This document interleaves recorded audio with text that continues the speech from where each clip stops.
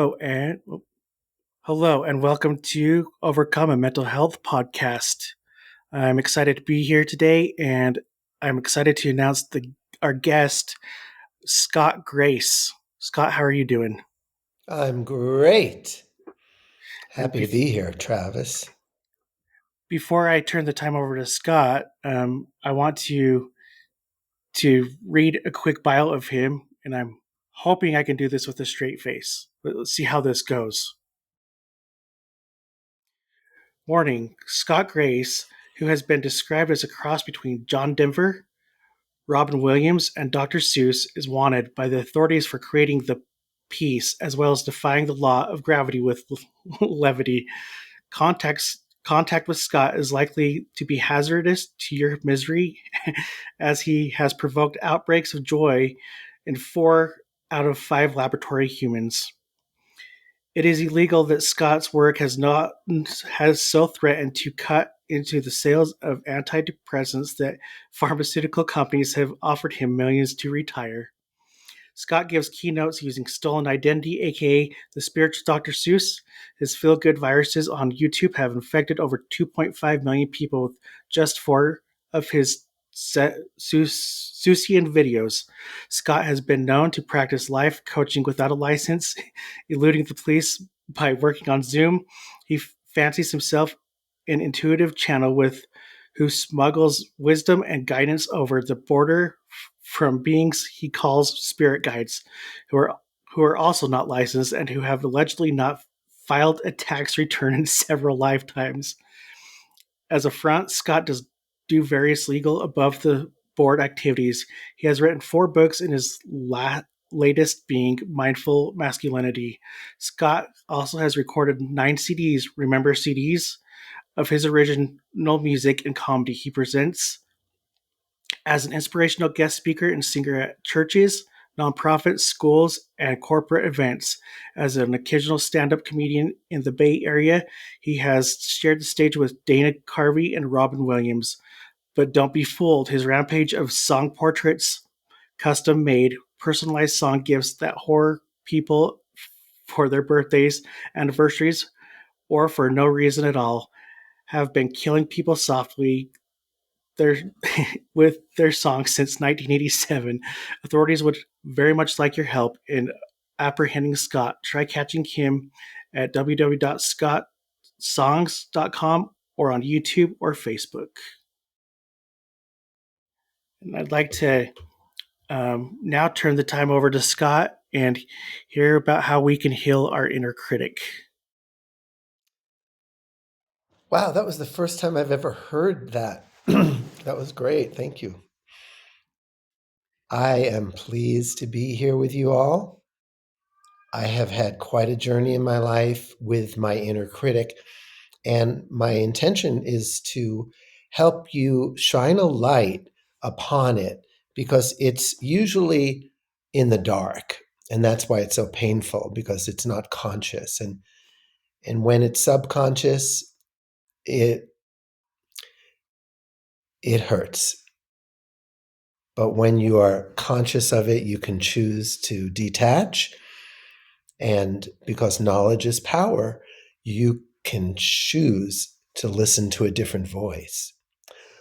So my inner critic was born, so to speak, when I was about 7 years old. I remember I was stealing money from my parents, and I must have been a very angry young man. And they caught me, but they knew it was me. But they told me that they suspected my housekeeper, Eunice, who was like a second mother to me. And they said, "Is there anything you want to tell us, Scott? Because we're about to fire Eunice. We'll give you a few days."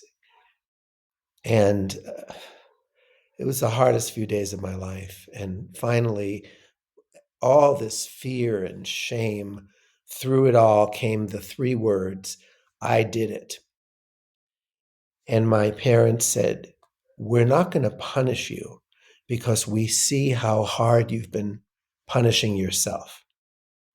And that experience plus just many others like it, gave me the idea that if I punish myself enough, I will be safer in this world. My parents, if everybody sees me being hard on myself, then they'll leave me alone and they'll have compassion for me. So the inner critic was born as a survival strategy to help me survive a troubled and sometimes traumatic world, let alone childhood. I got really good at it. I became really good at beating myself up. In fact, I got to the feeling that all the addictions and distractions that were running my life were caused by this main addiction, the addiction to beating myself up. And so I looked around for a 12-step program to help me with that because it was driving me to drink, do drugs, all kinds of sexual and codependency issues. So I thought, let's go to the root cause and deal with that addiction, the addiction to being hard on myself. And I couldn't find any 12-step group that dealt with it. So I started my own. And it was called Critiholism. I So like I would it. get up there and I would speak and I would say, you know, I'm Scott Grace and I'm a critaholic. And I would say my story. I wasn't always a critaholic. I used to be able to enjoy a few harmless judgments of myself and others at parties.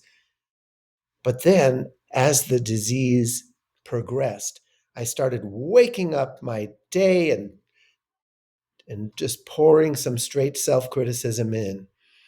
I started criticizing myself while I was alone. And one day, I was thinking and driving. And I lived in California at the time. And a policeman pulled me over and he said, Do you know how much you were criticizing yourself?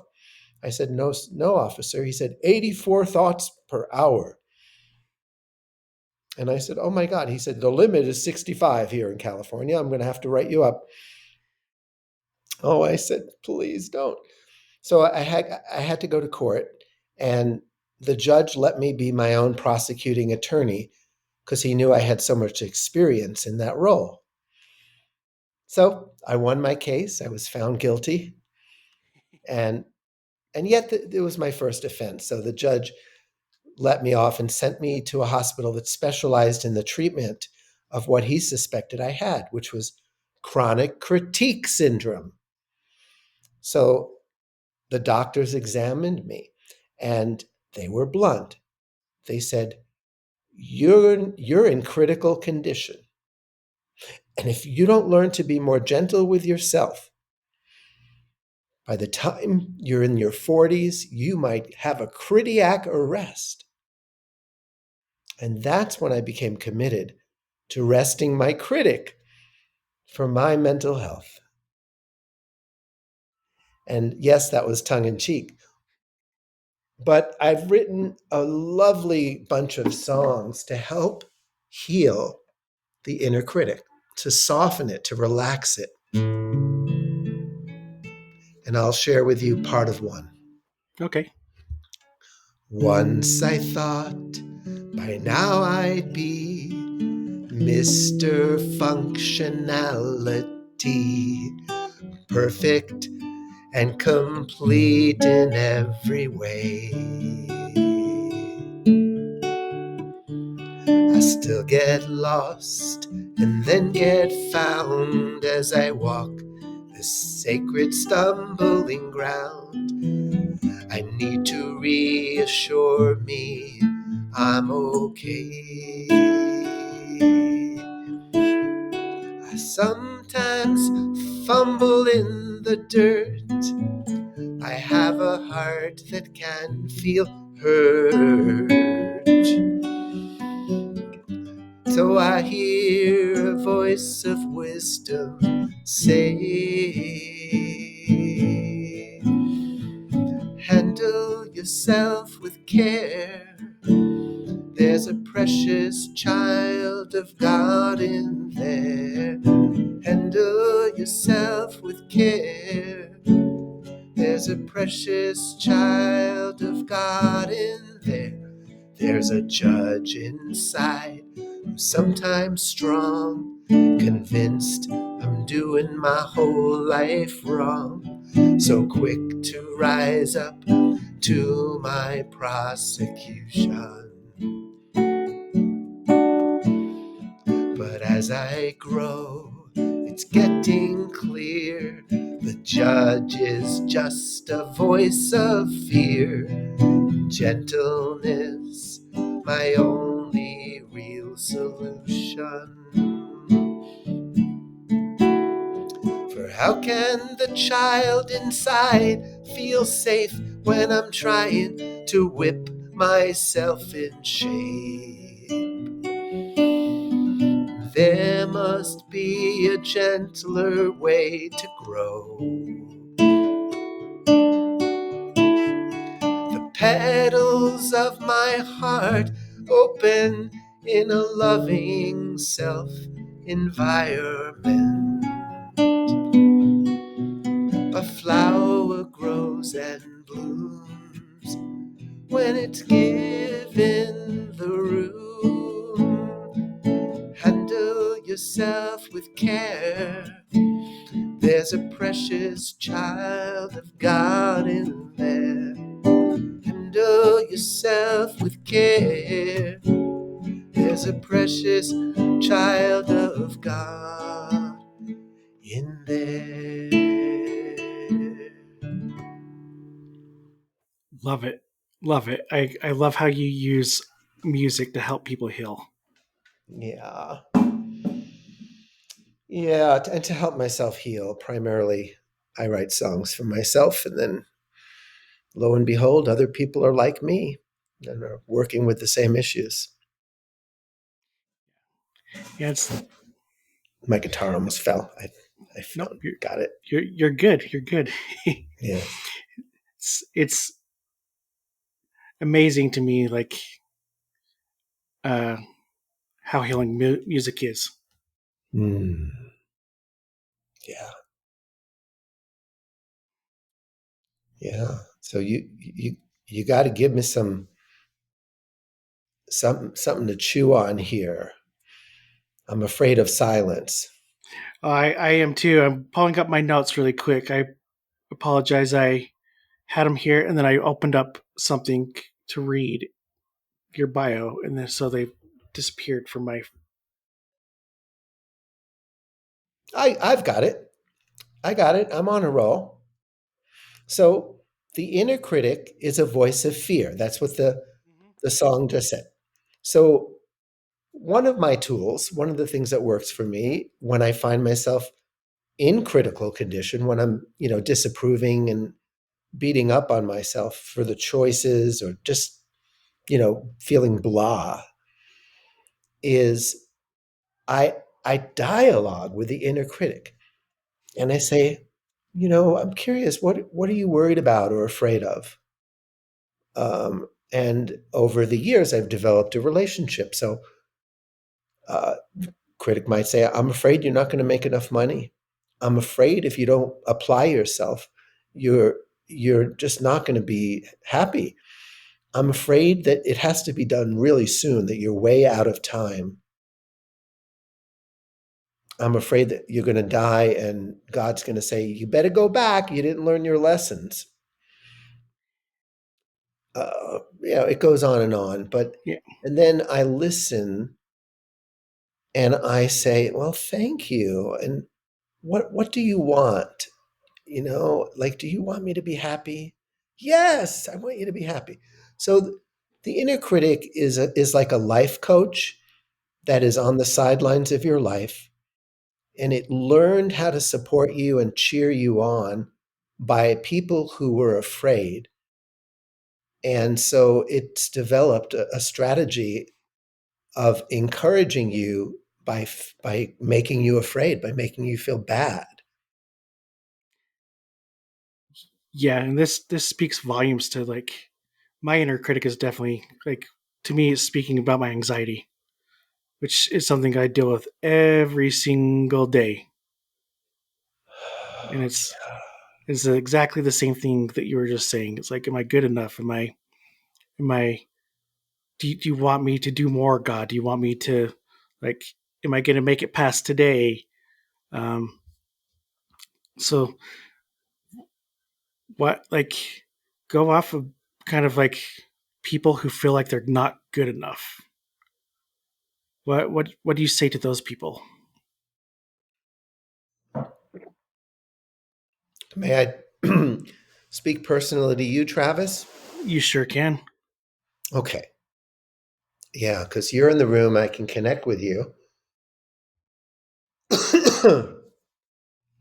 First of all, what I'm sensing is that it's a lifelong journey. And it's we all come in with life lessons and that are going to be uh, worked with for most, if not all, of our life. And we live in a society that makes us think, oh, let me snap my fingers, pop an affirmation, get on a meditation cushion, and in a few months I'll be confident and clear and feel much better about myself and never Yep. procrastinate or whatever. And and really, wow, what a crock. The standards that we were taught to hold ourselves to are impossible, unrealistic, and the inner critic comes along with a whipping stick and says, "You're not doing it. You're not living up to the standards." So one thing I would say is question your standards. Who gave you those standards? What is their purpose? Are they true and real for you, or do they come from the heart? And give yourself a lot of patience because that not good enough voice is a voice of fear. And it's also the voice of maybe parents and teachers and the whole vibe of the culture. Even the advertising industry takes advantage of, you're not enough, but you'll feel enough when you buy our product. So let's just see what comes out with the guitar. Every day you deal with anxiety and mental patterns you wish you were free of. Yet you get up and you do your best, fantasizing about being a success, as if God is displeased. That just ain't the truth. You've been loved and protected ever since your youth. It's gonna be alright. In fact, it already is. It's just for you to learn to self-forgive. It's a lifetime of practicing. It's how you find your angel wings. Smile upon yourself and forgive. I think too that's the hardest part. It's you talk in that song about forgiving yourself, Yes. and that doesn't always come too easily. Yeah. Yeah. It's an old habit that needs a new habit. And another thing I want to touch base on what you said was when you were talking about the self affirmations and stuff. We can be told to repeat them in our head all the time, but until we really actually subconsciously learned how to like catch us in our worst moments, like they don't help. At least not for me. Yeah. Yeah. Screw those affirmations.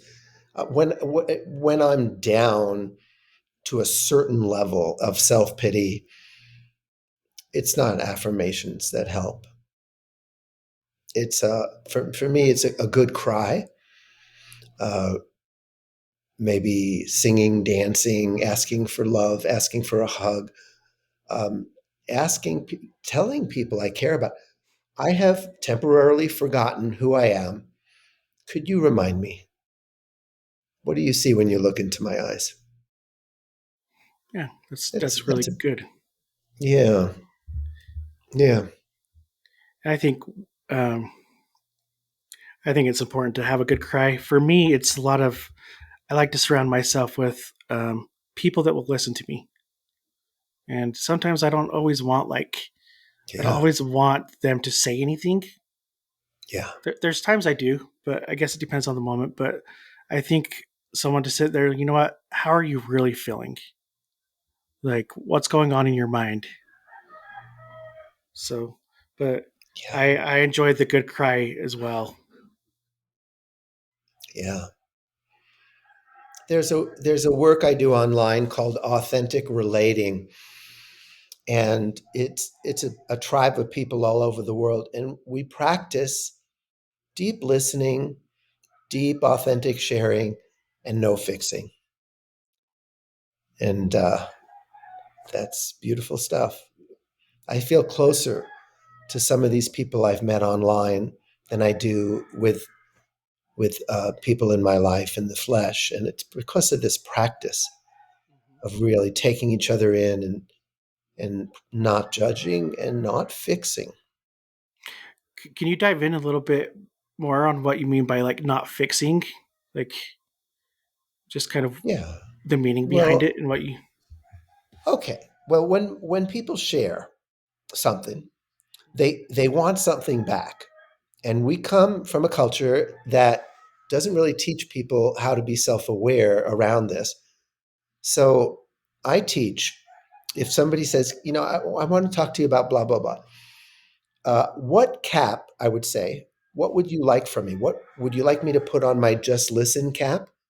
Or do you want me to problem solve with you? Do you want my feedback? What are you looking for?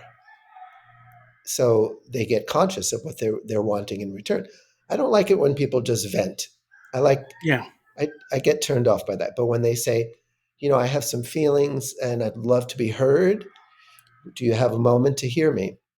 That's that that's it's much different. much Yeah. easier. Yeah. Mm-hmm. So fixing is is often out of really beautiful intentions, caring, and very very often it's a man in this position, and it's a woman who is talking to him, just wanting his caring, his empathy, his presence. And he says, well, have you gone to that chiropractor? Or, wait, I'll fix that. And she just doesn't feel heard. Sometimes his desire to fix comes from the insecurity and anxiety that he's feeling because he doesn't know how to hold space for emotions, his emotions or hers. And if I don't let myself be sad or mad or, anxious, if I don't connect empathically to myself, I'm not going to really be able to listen to anyone else. And part of the way that I deflect listening is by trying to fix or judge.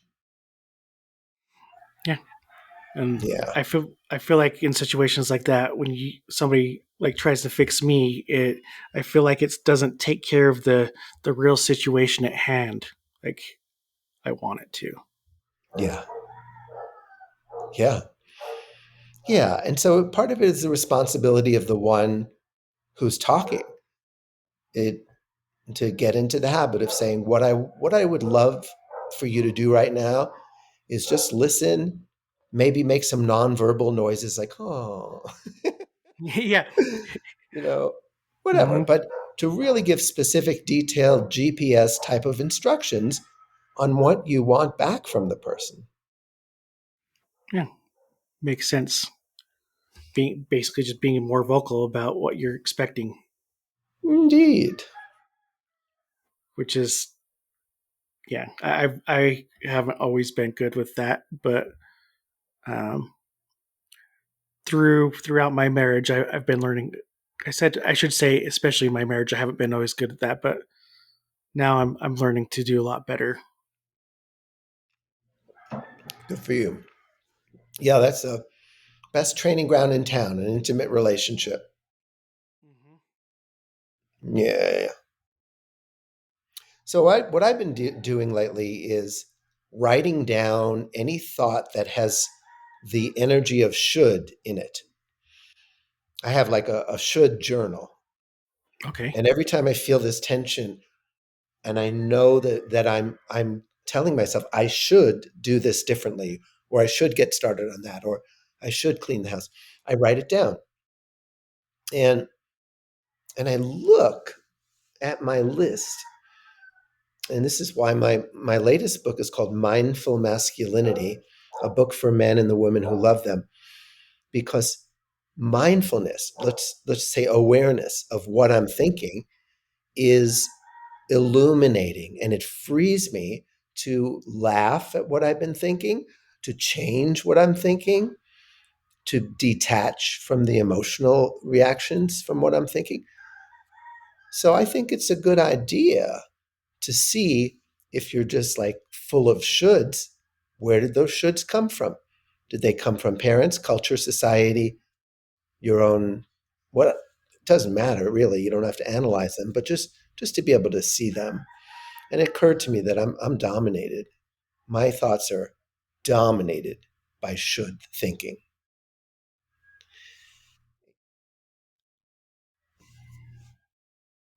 So Yeah. what do I do? One of my defense mechanisms and one of my gifts is to bring humor to something really hard and painful. Yeah.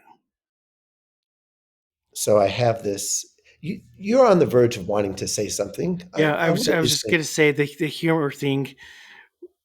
It's for me because I'm a very sarcastic, smart alecky person. If you really get to know me, Yeah, and I find the humor thing being a blessing and a curse at the same time.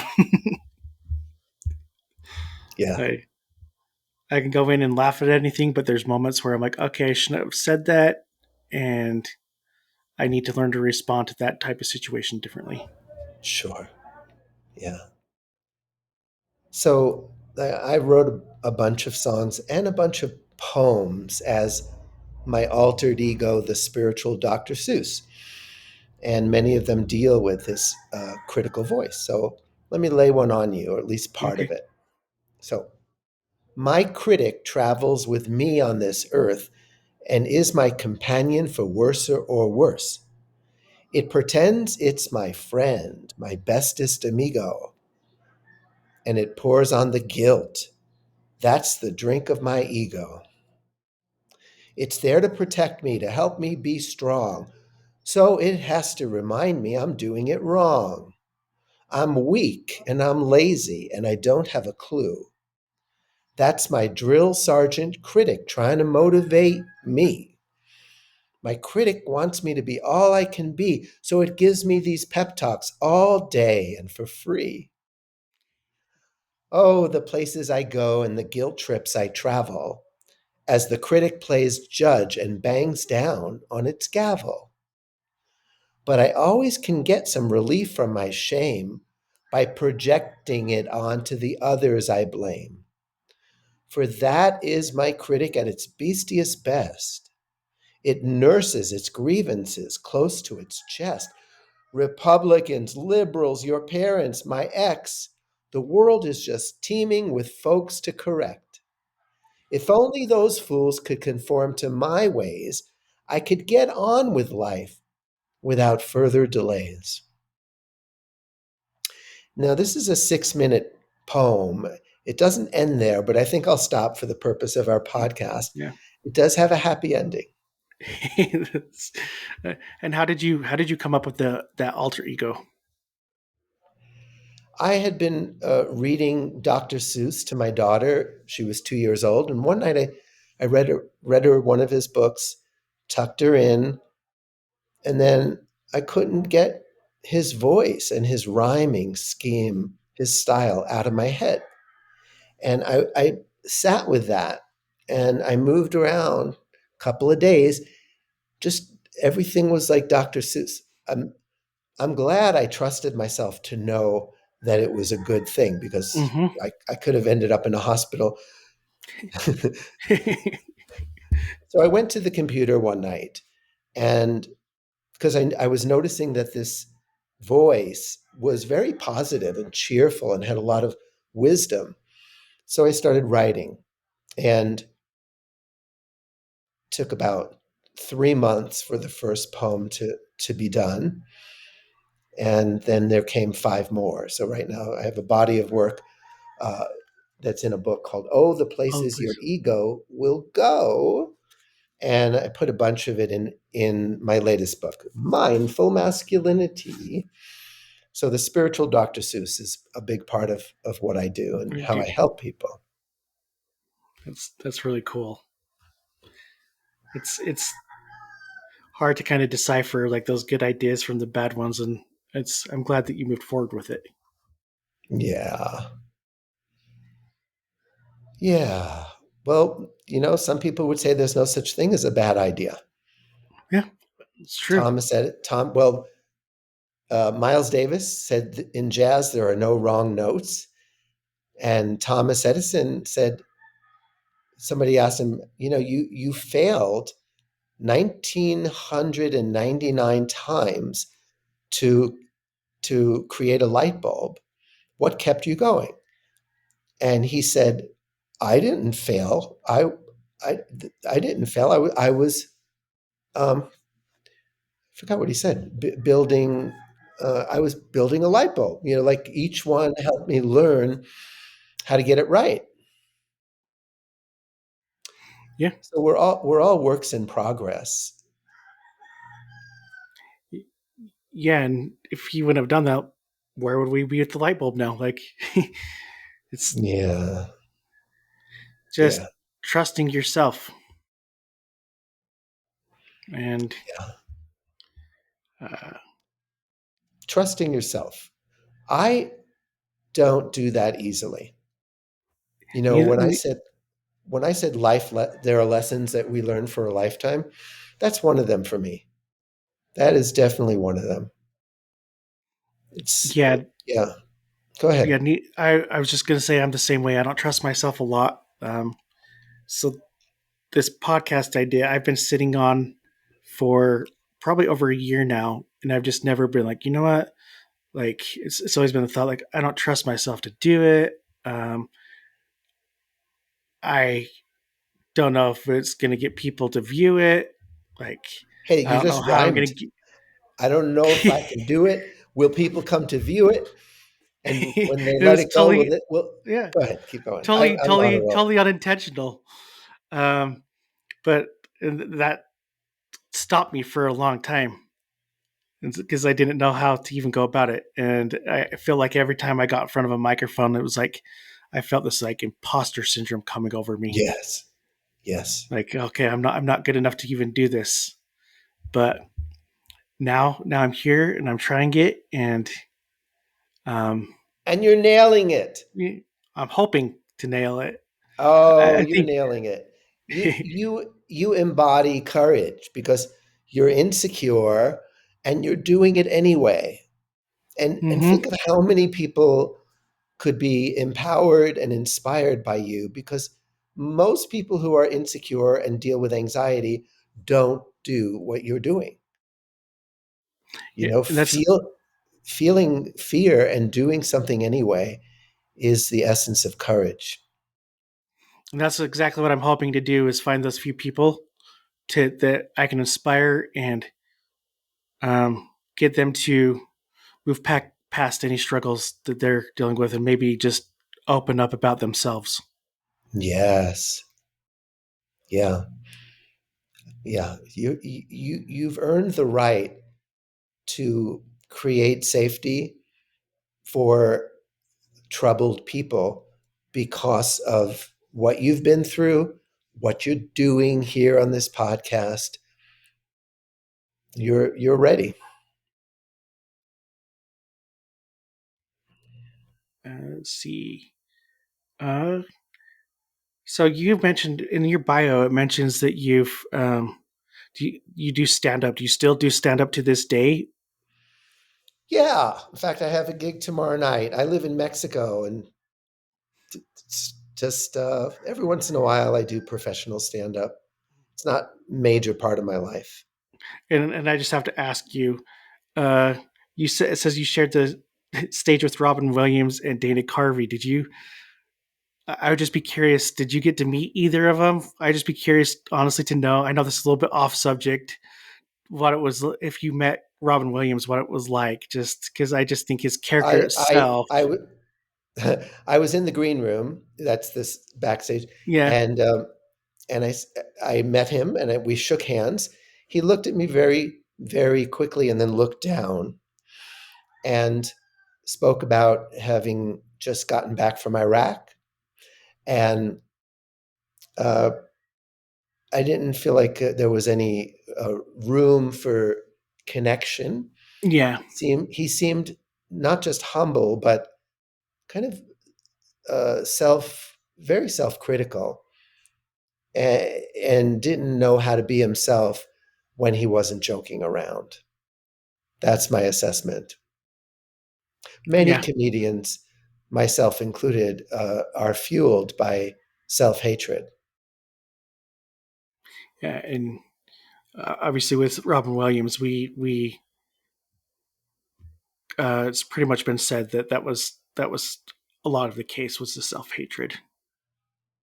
Yeah, but look what he did with Oh, I know. it. Still, to this Yeah, day, he's one of the like his comedy stuff is just I love it. yeah, and of course his serious acting. Hmm. He did You just could do it such. all. Yeah, yeah. You could do it all. Where was that one that?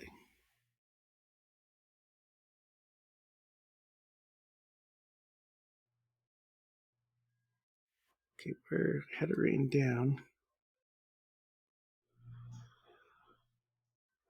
Okay, this is a good one that I took off of something of yours. So going back on track here. Sorry, I kind of go off on tangents sometimes.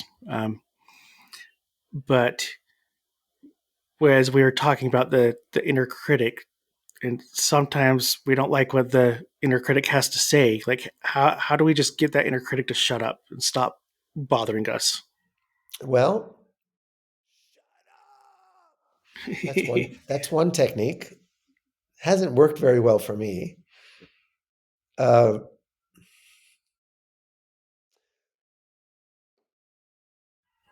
since the inner critic is fear, it's just a voice of fear. There's got to be a exploration of, wow, what am I afraid of? And another part of me needs to be comforting the inner child that is the one trembling because of what the inner critic is saying, and also like empathizing with the inner critic. Hey, you're being really loud, and it's really hurting my feelings. What are you trying to do? Why are you doing this? It hurts. Maybe that's not your intention, but I want you to really just chill. I need encouragement, not discouragement. And this is a voice that is the reparenting that we all need to do. And the parent inside that is being developed by being kind and gentle and forgiving. These are lifelong practices. For some people, it might work to say, "Shut up in there! Just shut the fuck up! You are not my savior. You are not my minister. You are not my daddy. You are nothing. Go into a corner, suck your thumb." Because for some of us, the inner critic is like a bully. Mhm. And so standing up to the bully can be helpful. I don't want you to talk to me like that. That is not helpful. You got something to say, you say it with kindness. Yeah. Yeah. And And if you can learn to be encouraging, your encouraging positive self-talk is going to support me in being more courageous. But this discouraging critical voice is shutting me down. It doesn't motivate me.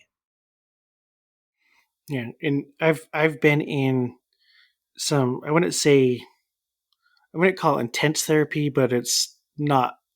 So I've been going to some therapy sessions, and the other not too long ago, I think it was last week, we are speaking of kind of like this self talk stuff, and he said the therapist said the key to it is to subconsciously like stop, and it's not always easy to do because you're usually generally the person, everybody's like the general person is like harsh on themselves, thinking negative thoughts, and it's not easy to get those words of encouragement until you learn to subconsciously stop and be like, you know what, that inner critic is being negative right now. Like, I need to push that thought away and bring on something positive. And um, it's I've actually found myself now like stopping and thinking like when something bad's happening, and or I'm telling myself like, you know what, I'm not good enough, I can't do this, and subconsciously like thinking, okay, that was a bad thought, like I'm gonna bring something better in. But it's really Good. paying attention to.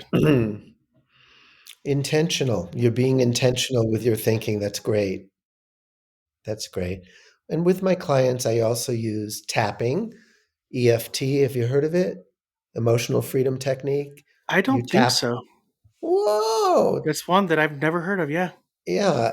You tap on certain Chinese meridian points, and it can really relieve physical pain. But it's called the emotional freedom technique because it was created to help Iraqi veterans when they came home from the Okay. war. It helps with PTSD, anxiety, major trauma, and you could use it to create higher self esteem.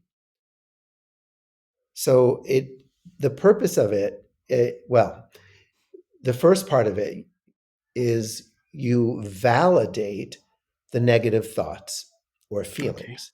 Even though a part of me thinks I suck, I choose to accept myself anyway. You want to do this with me? Yeah. Just tap where I tap. Tap where I tap. So even though part of me thinks I'm doing a really bad job being me, why don't you say those words? Repeat them out loud. Even though part of me thinks I'm doing a really bad job at being me, I love and accept myself anyway, I love and accept myself anyway. even though I have a lot of anxiety. Even though I have a lot of anxiety, I'm learning to soothe myself I'm learning to soothe myself and not let anxiety run my life. and not let anxiety run my life. Even though I have self doubt, Even though I have self doubt, I'm open to this adventure I'm open to this adventure of moving forward of moving forward one step at a time, one step at a time, right through the fears and doubts. right through the fears and doubts. Yeah. And tapping on the side of the eye here, all this fear and doubt. All this fear and doubt, Side of the eye, all this self criticism. all this self criticism. Keep looking at me, kid, because I want you to see where I'm tapping under the eye. You're okay right there. Yeah. So part of me is just pushing and pushing myself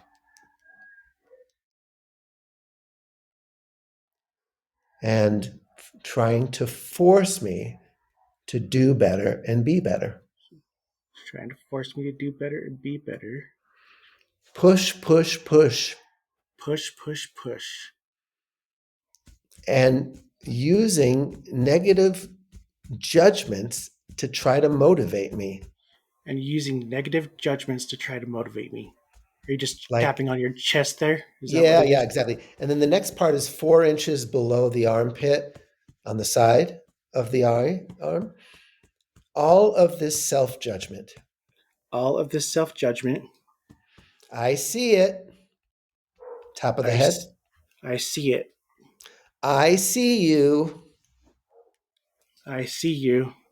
You're not in the darkness anymore. You're not in the darkness anymore. And I can see that it's hurting my feelings. And I can see it's hurting my feelings. You, inner critic, are hurting my feelings. You, inner critic, are hurting my feelings. I deserve kindness I deserve kindness just for being who I am. just for being who I am. And I choose more kindness each day. And I choose more kindness each day.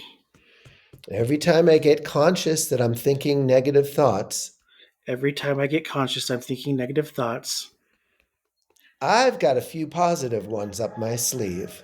I've got a few positive ones up my sleeve. And I'm exchanging them, And I'm exchanging them, putting a smile on my face. putting a smile on my face. If I have to fake it, that's fine. If I have to fake it, that's fine. I'm on the road to trusting myself, I'm on the road to trusting myself. and I'm having a blast And I'm having a blast building my podcast building my podcast and telling my critic to kiss my ass. and telling my critic to kiss my ass. You go now, you're not needed here. You go now, you're not needed here. I'm building this podcast with love, not fear. I'm building this podcast with love, not fear. And simply because I have the courage to do it, And simply because I have the courage to do it, I'm a success, and there's nothing more to it. I'm a success and there's nothing more to it. I'm a success no matter what I think, I'm a success no matter what I think. because I'm God's creation. Because I'm God's creation. And what God makes don't stink. And what God makes don't stink. You know, God did not make a mistake in me. You know, God did not make a mistake in me. So I'm learning to see myself innocently So I'm learning to see myself innocently and really have my back with my thoughts, and really have my back with my thoughts. letting go of the guilt and the crap I've been taught. Letting go of the guilt and the crap I've been taught. All the shoulds, all the have tos, and all of the oughts. All the shoulds, all the have tos, and all the odds. They're just lies that somewhere along the line I bought. They're just lies somewhere along the line I bought. I bought them, but now I'm bringing them back. I bought them, but now I'm bringing them back. Overnight delivery, Amazon, take them Overnight, back. overnight delivery, Amazon, take them back. Yeah, because I'm here being me and I'm good enough. Because I'm here being me and I'm good enough. I've got everything I need and I've got all the right stuff.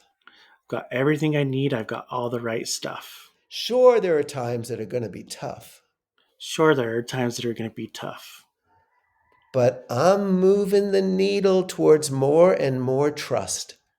But I'm moving the needle towards more and more trust.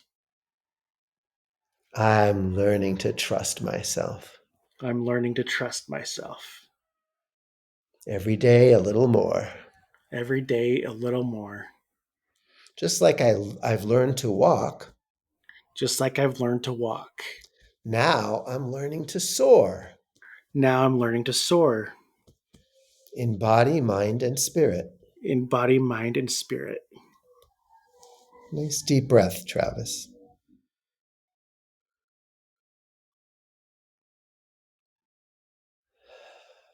I feel better. Do you feel any Yeah, difference? yeah. Yeah. I can see what the tapping does. Like it's yeah. It's like It a reduces cortisol by between 30 and 40%. So even if you just used it without the words, words. it Yeah, actually can be really helpful. But when you use it with affirmations and the way we just did it, it's a superpower in my life. yeah. It's almost like I'm trying to collect my thoughts here. It's almost like I feel like when the tapping and you're saying the self affirmations, like it's like you're almost embedding them, making them more than just a thought. I Yes. hope I got my point across there. Yes. Yeah. Yeah. You're energetically really like planting the seeds of these thoughts Mm-hmm. into your subconscious, into your body, like where you can viscerally start feeling better. And when I do this with my clients, I record the tapping and then I usually improvise a song. And these these are powerful tools that go beyond simple affirmations. Good stuff. Good stuff. Yeah. And I think this type of thing will bring the listeners a lot of like maybe hopefully something that they didn't know because I that was one that Yes. I've never heard of. Yeah. Yeah. Yeah. I have tapping videos on my YouTube channel. I even have them on my website, some of them. Uh, and again, like when I work with people, we always end with tapping, or even sometimes start out with tapping if they're in a Yeah. crisis. In a crisis, Yeah. makes sense. Yeah. Awesome. Uh, I honestly don't have too much else. Did you have anything else that you wanted to bring up to the listeners today?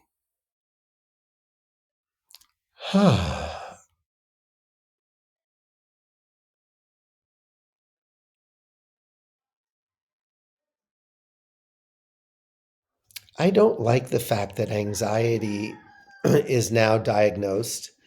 And when I was growing up, people were nervous and insecure and anxious. There were no pills and there were no diagnoses. It just was a part of life. And now, like, I don't like it when people have a diagnosis and pills to deal with something that in other cultures and maybe in our culture years ago, it's just like, you it's manageable. I think part of what makes it over the top these days is social media and the internet and how much time we spend in front of screens and not out in nature. That's part of it, I think. For me it is. If I don't if I don't get off of the screens and go out in nature, I start to feel a little Yeah. cuckoo. Yeah. You made me a thought come to my head. Um, it, the way society is now, it almost makes it seem like it's not okay to be anxious, Yes. and it's totally okay. Anxiety, we need to learn how to deal with it, and Yeah. it's So, and the same thing's not going to work for every single person. You have to no. figure out your Yeah. own way. Sometimes anxiety is is my guidance system saying, don't go there. Don't go out to the party. It's like, oh, I got to go to the party. Well, there's a certain level of anxiety. Do I really have to go? Maybe the anxiety is my intuition saying, you need alone time. Don't force yourself. Yeah, yes. Sometimes my anxiety is just let's not do this, and my wife pulls me and says, "Okay, we're gonna do this. We're gonna do this," and I get there, and I'm actually totally fine. Yay! Just need Yeah. that extra push. Yeah. So that's it. I want to send people to my website and encourage Go people to for get it. the book. There's a lot of wisdom about the inner critic and about maturing as a man, but mostly it's for women who want to understand men. And it's on Amazon. You can look at it on my website, www.scottsongs.com, SCOTTSONGS.com. As you scroll down the homepage, it shows up, and there's a sample from Audible, and uh, you just click on it, and you're on Amazon, and that's it. Perfect. Well, Scott, I really appreciate your time and having you on here. I know you'll bring listeners some good vibes and some good, Yay. some, what's the word? It just slipped out of my mouth. It's Saturday. I'm thinking too hard, maybe. Uh, well, you'll bring them a lot of good stuff. Like, I'm grateful that I was able to find you because Mm, I think this has been really fun. nice. And you do bring some good humor. Um, anyways, thank you all for listening.